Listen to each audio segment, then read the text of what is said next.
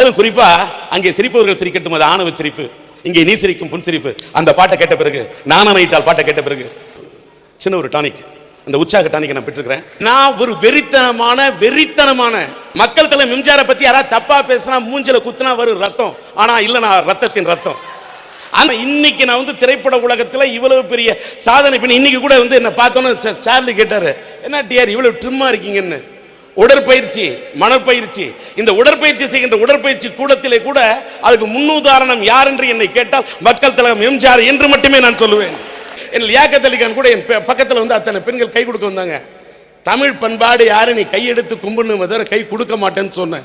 இந்த பண்பாடு என்னிடத்தில் வளர்ந்திருக்கிறது என்று சொன்னால் அதற்கு முன்னோடி மக்கள் தலைவர் எம்ஜிஆர் அவர்கள் மட்டுமே. சுந்தரி, வணக்கம்.